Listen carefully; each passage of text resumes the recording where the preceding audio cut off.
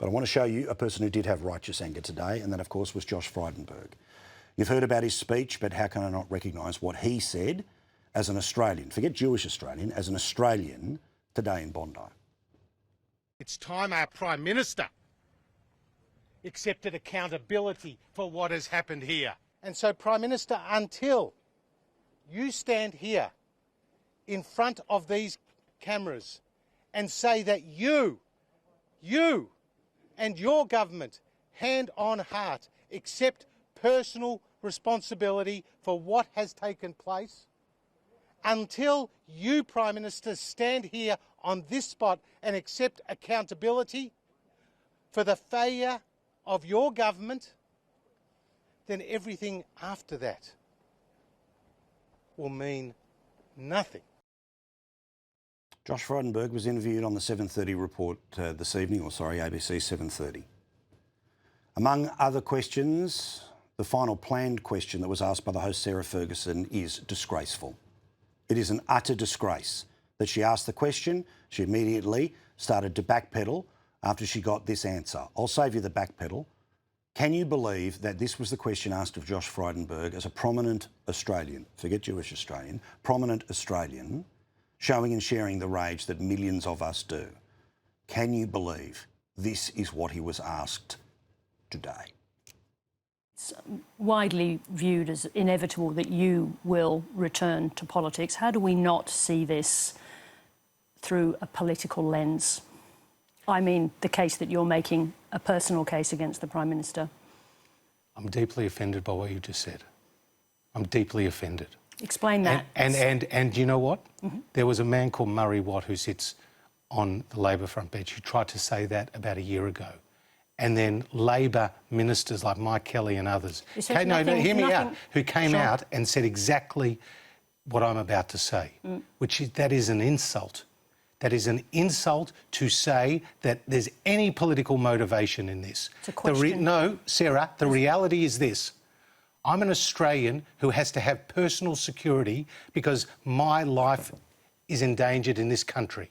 And I was the treasurer of this country. My children go to a school where there are armed guards outside. When I visit a Jewish aged care centre, there are armed guards outside. When I send my kids to Jewish sporting clubs, there are police cars out there and police tape. How should we live with this? Why should we live with this? So if I'm not going to speak out, who is? If not now, when? If not me, who? The reality is this was an attack on Jewish Australians, but this is a threat to every Australian. To be clear, my question was about the framing of what you are saying. I'm not making assertions. I'm not copying what anybody else is saying. And Sarah, and you asked me the question and I gave you my answer. I mean, it's extraordinary. At this moment in time where, OK, you want to solicit an opinion, you want to dig a little bit more deeper, a very significant part of the interview was about ascribing of the personal blame to the Prime Minister. But to end like that, that was the plan. To end like that is absolutely despicable. Now, the media talking about itself, again, a distraction. The main game remains dealing with radical Islam in this country and how. We'll get to that conversation.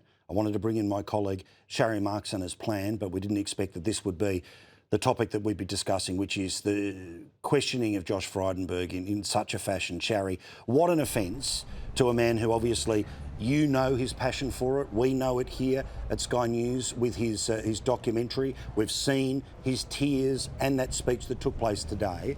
But can you believe that that was the way that that conversation was planned and did end on 7:30 tonight?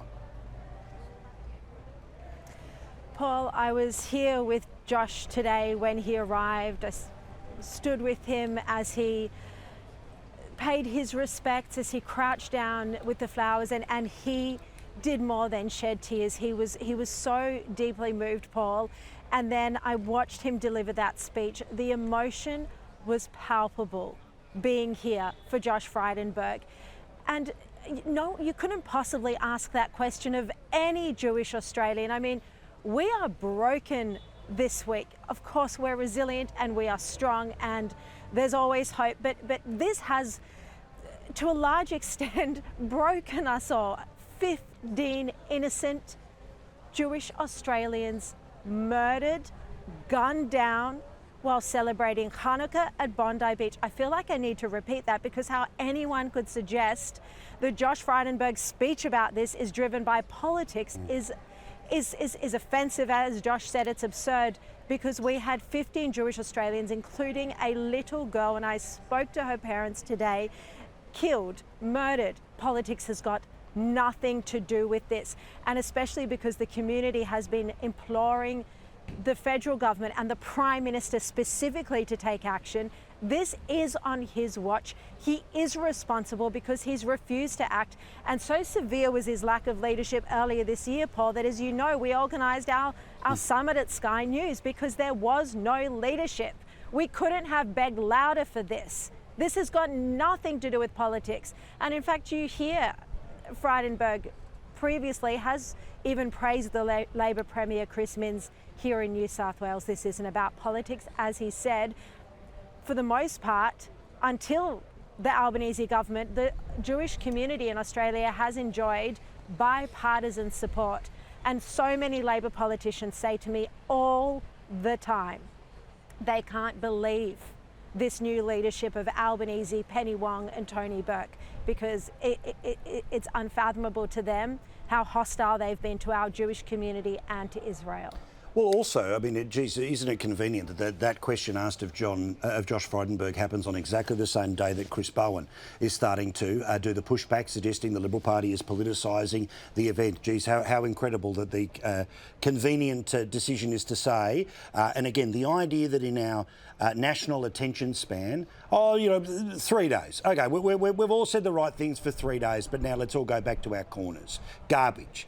As you have been showing on air and as I know in your heart, and it has been extraordinary to see the insight that because of your closeness and being of literally this community, not metaphorically, this community in the eastern suburbs of Sydney, the pain that is being lived, the accordance to the faith that means the funerals aren't happening 10 days, 2 weeks, they're happening within 3 and 4 days. The process is... As soon as the bodies are released, it would normally be sooner. But and that's the point. The police have to gather all the forensic evidence they need, Yeah, we're seeing everything at 11. Why wouldn't we? Because of the tragedy, because of what's happening here, because of the compounding nature of it. Again, when you see all of these families, what's the experience like to be there and to look into their eyes? Because a country just feels for them and loves them and loves them. It's hard to express the tragedy, the heartbreak, the trauma. I mean, I'm doing so many interviews on air every day with the family members of victims, and I mean, you've seen it on air. You can't stop yourself from breaking down and sobbing. But also, Paul, I'm speaking to so many people who don't want to go on camera, understandably, because they're worried for their safety. But it's not just me, because I'm close up to it. The whole Jewish community feels the same. We have felt the same for the past 2 years, but now since Sunday night, we are all feeling the same. Everyone here, I mean, there are thousands of people turning up at 6:30 every night here for the lighting of the Hanukkah candles, for the prayers, for the songs, and you can hear perhaps they're still singing and prayers in the background now. And everyone's hugging each other, everyone's shedding tears, sobbing, crying. Our lives have changed. Do we have a safe life here in Australia anymore, Paul? No one can guarantee our safety.